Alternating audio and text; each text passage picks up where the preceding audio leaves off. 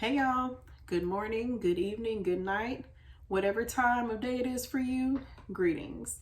Without further ado, let's get right back into my 15 money saving tips to help you live more frugally and sustainably.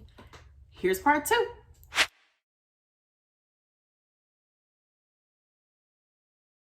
Tip number 9 is make your meals at home and keep them simple.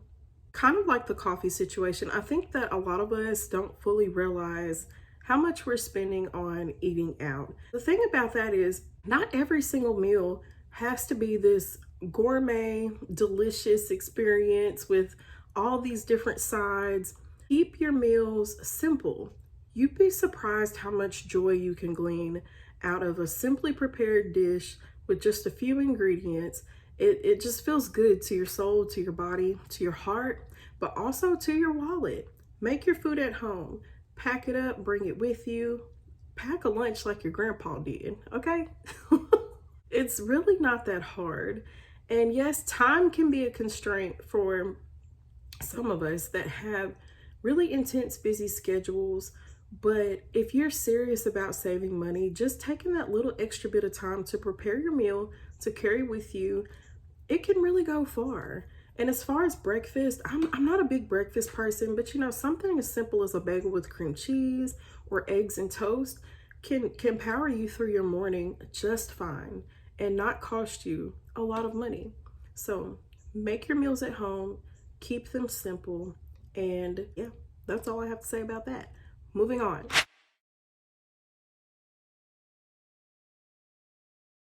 Tip number 10 focuses on our self-care habits. If you are the type that's getting your hair done, nails done, your eyebrows waxed, your butt cheeks plucked, your whatever the case may be, if you can, provide as many of those services for yourself as you can at home. You will save a ton of money that way. If you insist upon having your nails done, you'd be surprised how much you can save by attempting to do that at home, by learning something new, and you might find some enjoyment in that process. Same thing with haircuts. There are so many DIY tutorials on YouTube, TikTok, whatever social media platforms you have that can teach you how to do your own haircut effectively. Also, something else to consider is maybe instead of learning to do some of these things at home, you could learn to go without them. Don't murder me, okay? I still have a lot of life left. Keeping your fingernails clean, cut, filed, there's nothing wrong with that. Or just doing a simple coat of paint, there's nothing wrong with that. I feel like we have, over the last 20 years, I know for sure, just in my lifetime, we've really kind of overdone this whole self-care thing. Taking care of yourself does not have to cost a lot of money. It does not have to cost a lot of money to look your best. But I feel like some of us get caught up on trying to look like the next best thing, the new hottest thing.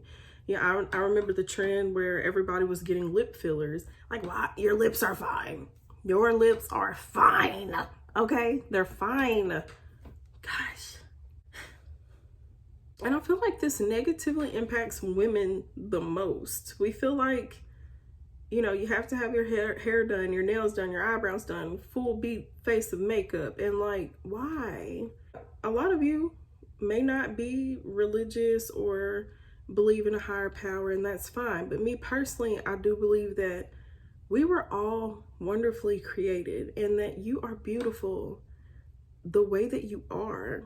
And taking care of yourself, looking and feeling your best, usually has more to do with mental, emotional, physical work. We as a society have this beef with aging.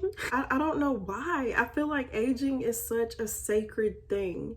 I'm 36 years old, and there have been so many people in my life that are no longer here and that died way, way young. And if you are at a point in your life where you're starting to see wrinkles on your face or gray hair like I am, that is really a mark of honor, and it's a beautiful thing. It's a beautiful thing to have lived a long life and to have been able to spend decades with the people that you love. And I feel like we're so obsessed as a society with erasing that, and it's costing us a lot of unnecessary money. Embrace it. Embrace your face. Embrace your natural beauty. Embrace the fact that you are alive to tell the tale. Moving on.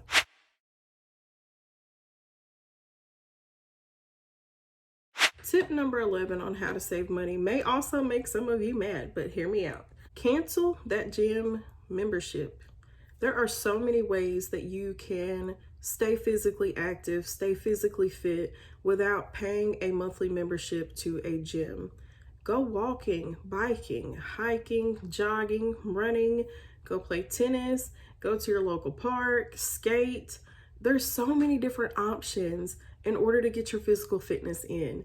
And I feel like you don't necessarily have to pay a monthly subscription fee for anything like that. Now, there are some of you that are into bodybuilding, heavy lifting, things of that nature, but a good portion of us just aren't. And me personally, I'd prefer being outside, like in nature any day, than being in a gym, especially if I had to get into a car to drive to the gym.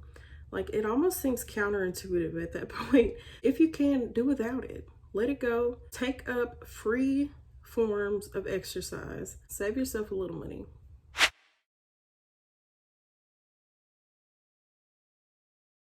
Tip number 12, cancel or at least examine your streaming services and monthly subscriptions that are coming out of your account. Most of us have a combination of Hulu, Disney, Netflix, Book of the Month, your Ipsy beauty bag. Like, there's so many that are constantly coming out of your bank account.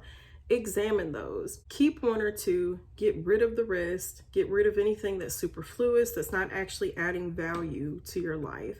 And I feel like we need far less than what we actually think we need.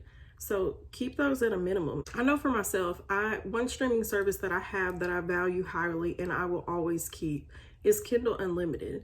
My wife and I share my Kindle Unlimited plan. We are both avid readers, and we have, with that $10 a month, access to so many different books, and I absolutely love it. It adds value to my life. I will continue to pay for it. But we did reduce some of our streaming services. We primarily stay only on Netflix. So, and I think that most of us have one thing that we stick with the most. Keep that one. Get rid of the others. Save yourself some money every month. But also, when it comes to streaming, there's so many free services out there, like Tubi. You may have ads, yes, but Tubi is free. There are all kinds of movies, shows, etc. that are up on Tubi that are free for you to access if you have a Wi-Fi connection. You may be able to get away with cutting all of your streaming services, and that's even better. Next tip.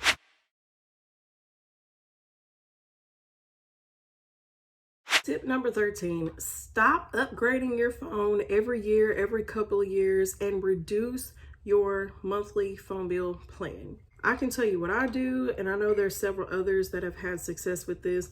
I buy my phones refurbished if I have to buy them. The phone that I currently have now was actually gifted to me by my sons a couple of birthdays back. It is an iPhone 11. I will use this thing until it completely dies on me, and that's what I'm filming on right now, an iPhone 11. You don't constantly need the newest upgrade. And yes, eventually this phone will be phased out.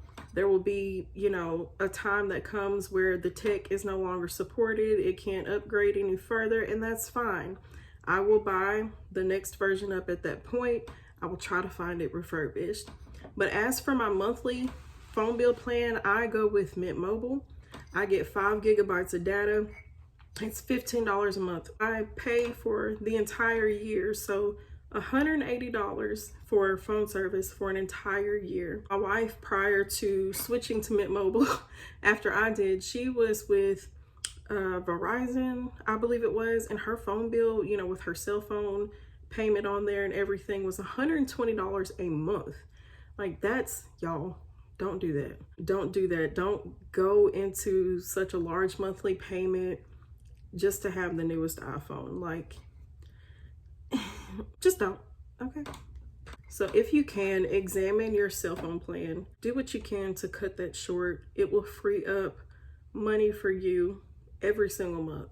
Using my wife, for example, $120 a month to now $15 a month. That's a big deal. That's a pretty big deal. I'd go even further to say that we should be more resourceful and responsible when it comes to tech in general. A lot of the minds where we get the resources to make new tech, such as phones, iPads, things like that, they're not the most ethical minds, okay? These people are working in horrible conditions, and we are literally just draining our earth of these finite natural resources at horrible cost to the environment, to humans. If you get a phone, keep it in working condition as long as you can. Hold on to it. There's no need to constantly upgrade. I feel like our society has a way of definitely trying to continuously upsell you. You know, you get one phone one year, and then the following year a different version of that same phone comes out, and it's like, oh, you know, you're missing out. Please get this new phone. No. If your phone is working fine, the one that you currently have, keep it as long as possible. And do some research on the sources of these materials for these devices, and just make informed decisions moving forward. Next tip.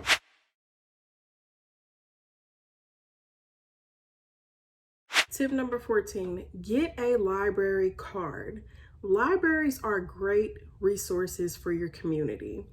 I have a library card. I love going into libraries. I love the smell of old books. It is a pleasure for me. I enjoy it greatly. But I also look at the library as a free and great resource. You can go in there and rent all kinds of books. You can request that books be sent that they don't have in stock. They offer computers that you can use, free Wi-Fi, and they're just a great resource for the community. If you have small children, they usually have these reading sessions at the library where you can go get stories read, and they'll have all kinds of activities that are free or next to free. Great resources. Even if you don't physically enjoy going into a library, but you do like to read, maybe you have a Kindle, you can download Libby, which is a free app. And if you have a library card, you can go and download books and enjoy that library feeling without actually stepping foot into the door. I have used Libby countless times to order books, download them on my Kindle using my library card, and then you return them when you're done. And they're such a great resource. Support your local library. I might have said this already, but they also have classes, just community events. Great local resource, great way to build connections within your community. So support your local library. My last and final tip for the day, tip 15.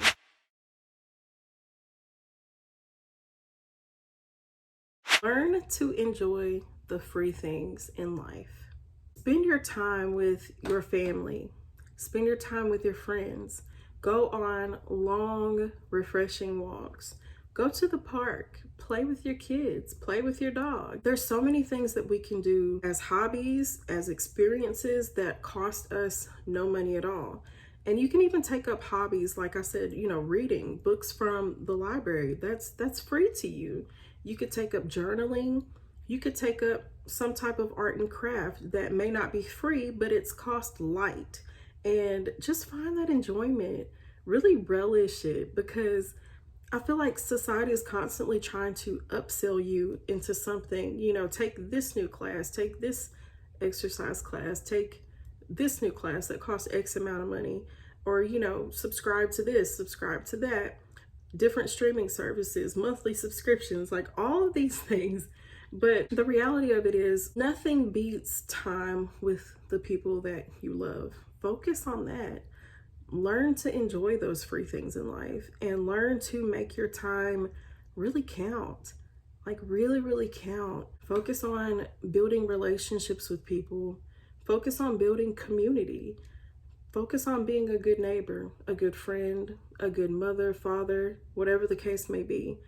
that cost you absolutely nothing, and the return on that is more than you could ever quantify. Just keep that in mind. There are some things in life that hold a value that could never, never, ever be bought or paid for. Focus on those. Well, anyway, I have blabbered on long enough.